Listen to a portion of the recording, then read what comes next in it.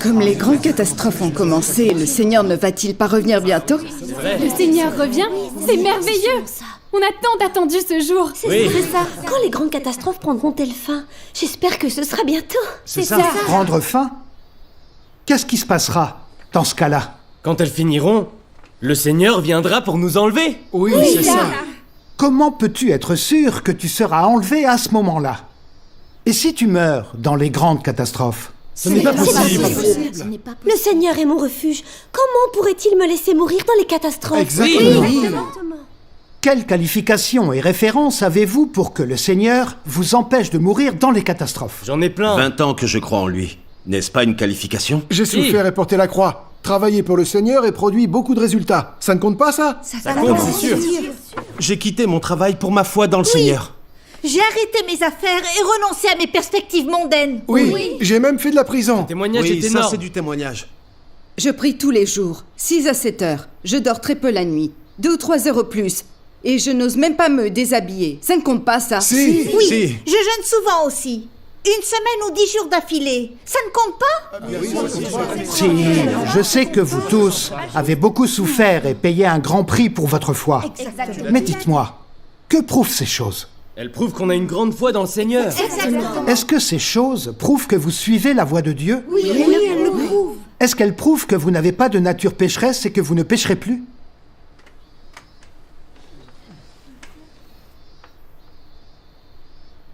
Vous ne savez pas dans quelle situation vous êtes maintenant? Quelle situation? Oui, quelle situation? Au quotidien, ne péchez-vous pas le jour pour vous confesser la nuit venue? Vous ne pouvez pas sentir l'œuvre du Saint-Esprit, et encore moins sentir la présence du Seigneur. Et vos réunions sont ennuyeuses et monotones. Vos pasteurs et anciens n'ont rien à dire. Ils ne font que prêcher quelques clichés. Vos lieux de réunion sont même devenus des lieux de recherche d'emploi, ainsi que de rencontres. Des lieux pour négocier des mariages et faire des affaires. Les gens sont trop paresseux pour lire la Bible, et leurs prières sont vides. Est-ce différent de la caverne de voleurs dont le Seigneur Jésus a parlé? Ça va trop loin. Dire ça. Je comprends pas. Pasteurs et anciens supérieurs se battent pour le statut et complotent les uns contre les autres. Et peu d'entre eux pensent aux vies des croyants. Ils ne pensent qu'à gagner de l'argent, à amasser des richesses, faisant toujours en sorte que les croyants fassent des dons. Leurs sermons les plus courants sont sur les offrandes. Vous êtes plus au clair que moi sur ces faits. Quoi? Vous pensez que ces choses n'existent pas si vous n'en parlez pas? Vous pouvez certes tromper les gens, mais pouvez-vous aussi tromper Dieu? Vous ne suivez pas la voie du Seigneur, mais vous dites que vous croyez en lui, et vous lui demandez de vous sauver de la mort dans les catastrophes. Cela n'est-il pas honteux? N'est-ce pas complètement effronté?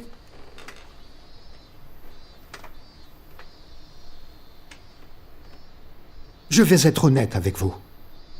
Si vous n'avez pas la présence de Dieu et l'œuvre du Saint-Esprit, vous êtes des incrédules, des non-croyants. Vous êtes ceux qui sont rejetés par Dieu. Si Dieu ne vous protège pas, pouvez-vous survivre en comptant sur vous-même?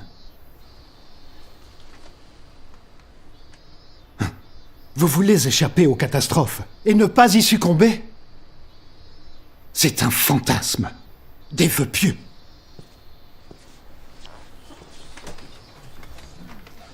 Comment peux-tu parler comme ça? En est tous frères et sœurs. Où est ton cœur aimant? Exactement. Ne lui reprochez pas ça. Les choses qu'il a dites sont toutes vraies. Je suis une ancienne, alors je sais. Je me sens anxieuse chaque fois qu'il y a une réunion. Et je n'ai rien à prêcher. Cela fait tant d'années. Et tout ce que j'ai prêché, ce sont ces vieux clichés. Le Saint-Esprit a arrêté d'œuvrer il y a longtemps. Tout le monde, plus un mot. Je vais passer quelques récitations pour vous tous.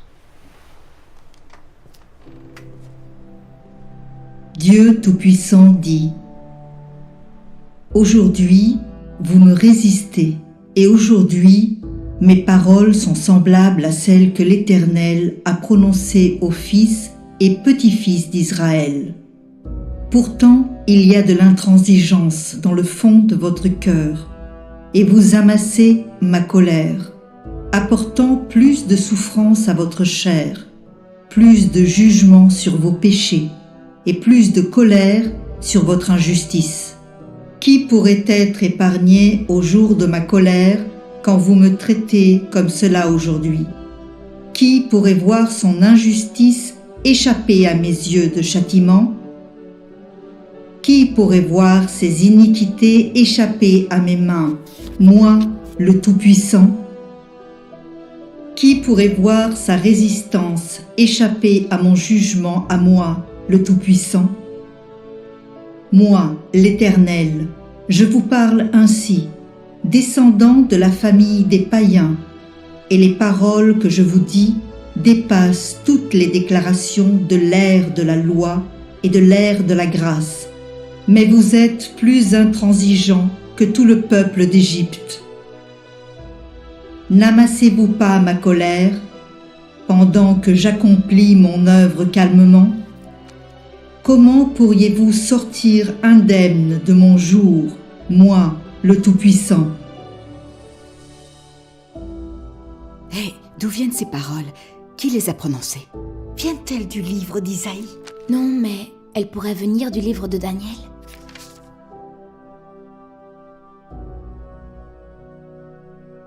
Ne savez-vous pas que vous avez déjà été aperçus par mes yeux, moi, l'Éternel, quand vous avez volé mes sacrifices et convoité mes biens? Ne savez-vous pas que lorsque vous avez volé mes sacrifices, vous l'avez fait devant l'autel sur lequel on offre des sacrifices? Comment pourriez-vous vous croire aussi intelligent et me tromper ainsi? Comment ma colère pourrait-elle s'écarter de vos péchés odieux? Comment ma fureur pourrait-elle ne pas tenir compte de vos actes malfaisants? Le mal que vous commettez aujourd'hui n'ouvre pas une voie de sortie pour vous, mais amasse châtiment pour votre demain. Il provoque mon châtiment, moi, le Tout-Puissant, envers vous. Comment vos actes malfaisants et paroles malfaisantes pourraient-ils échapper à mon châtiment? Comment vos prières pourraient-elles atteindre mes oreilles? Comment pourrais-je ouvrir une voie de sortie pour votre injustice? Comment pourrais-je ignorer vos actes malfaisants qui se rebellent contre moi? Comment ne pourrais-je pas vous couper la langue qui est aussi venimeuse que celle du serpent? Vous ne faites pas appel à moi pour votre justice, mais vous amassez plutôt ma colère par suite de votre injustice. Comment pourrais-je vous pardonner? À mes yeux, à moi, le Tout-Puissant, vos paroles et vos actions sont souillées. Mes yeux, à moi, le Tout-Puissant, voient votre injustice comme un châtiment implacable. Comment mon juste châtiment et mon juste jugement pourraient-ils s'éloigner de vous?